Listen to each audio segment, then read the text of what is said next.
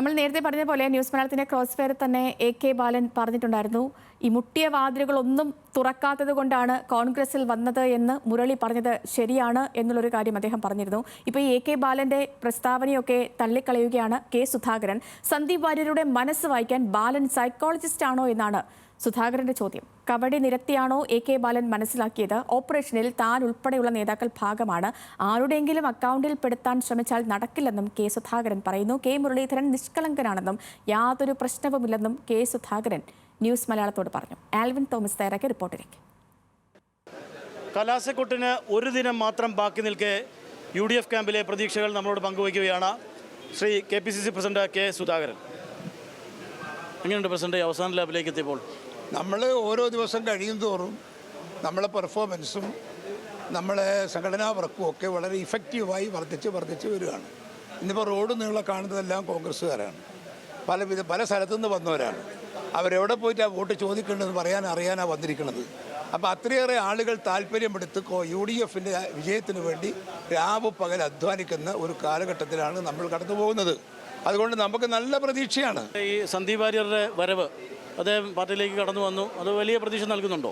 നിശ്ചയമായും BJPയിൽ നിന്ന് ഇത്രയും വർഷത്തെ രാഷ്ട്രീയ പാരമ്പര്യമുള്ള BJPയോടൊപ്പം ഇരുന്ന് ഇന്ത്യൻ നാഷണൽ കോൺഗ്രസിനെ അതിശക്തിമത്തായി എതിർത്ത ഒരാൾ മനം മാറി കോൺഗ്രസിലേക്ക് വന്നിരിക്കുന്നു എന്ന് പറയുമ്പോൾ അതുണ്ടാകാവുന്ന ഒരു പബ്ലിക് റെസ്പോൺസ് ഉണ്ടല്ലോ, അത് നമുക്ക് അനുകൂലമാവില്ലേ? 100% അനുകൂലമാവില്ലേ?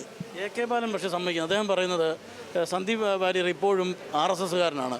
സന്ദീപ് വാര്യൻ്റെ ഇടത്തും വലത്തും ഇരുന്നവർക്ക് ചില RSSൻ്റെ പഴയ ബന്ധങ്ങളൊക്കെ ഉണ്ട് എന്ന തരത്തിലാണ് അദ്ദേഹത്തിൻ്റെ പ്രസ്താവന എന്ന് തോന്നുന്നത്. AK ബാലൻ വായി തോന്നിയ പറയുന്നതിനൊന്നും മറുപടി പറയാൻ എനിക്ക് പറ്റൂല.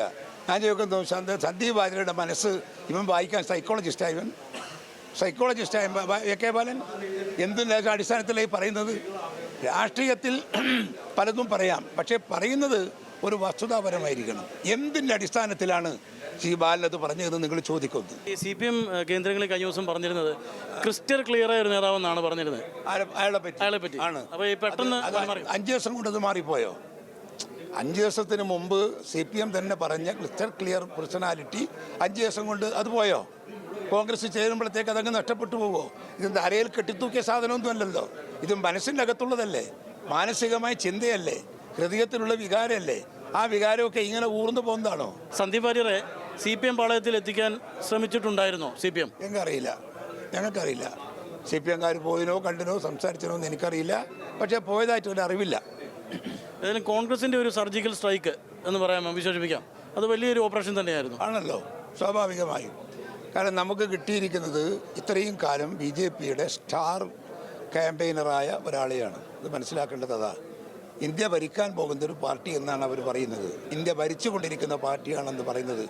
അതിനെ ഒരു പുല്ല് വില കൊടുക്കാതെ അതിനെ കൈവിട്ട് ഇന്ത്യൻ നാഷണൽ കോൺഗ്രസിലേക്ക് വരുന്ന ഒരു രാഷ്ട്രീയക്കാരൻ്റെ മനസ്സിൻ്റെ മുമ്പിൽ നമ്മൾ നമിക്കണം. കെ മുരളീധരന് ചില പരാതികൾ പോലെ രൂപത്തിലൊക്കെ ഉണ്ടെന്ന്. അത്തരൊരു പരാതിയൊന്നും അദ്ദേഹം പറഞ്ഞിട്ടില്ല. അദ്ദേഹത്തിൻ്റെ ഒരു വികാരം പ്രകടിപ്പിച്ചു എന്നല്ലാതെ ഞങ്ങളൊക്കെ അത് മനസ്സുകൊണ്ടും ഞങ്ങളൊക്കെ അത് സ്വീകരിച്ചിരിക്കുന്നു. അദ്ദേഹം പറഞ്ഞതൊക്കെ ഞങ്ങൾ ഉൾക്കൊണ്ടു. അത് ഞങ്ങൾ കാണും, സംസാരിക്കാമെന്ന് പറഞ്ഞു. ഒരു പ്രശ്നങ്ങളും അദ്ദേഹത്തിനില്ല. പക്ഷേ അദ്ദേഹം ഇങ്ങനെ തോന്നിയാൽ അത് അപ്പം അങ്ങ് പറയും, അത്രയേ ഉള്ളൂ. പിന്നെ ഏതു കാലത്തും മുരളീധരനെ സംബന്ധിച്ചൊരു സീറ്റ് എന്ന് പറഞ്ഞാൽ കോൺഗ്രസിൻ്റെ അകത്ത് റിസർവ്ഡാണ്. അതുണ്ട്, ഉണ്ടാകും. വളരെ വ്യക്തമാണ്. കെ സുധാകരൻ KPCC പ്രസിഡന്റ് നിലപാട് വ്യക്തമാക്കുകയായിരുന്നു. രമേശ് രാമനൊപ്പം ആൽവിൻ തോമസ്, ന്യൂസ് മലയാളം, പാലക്കാട്.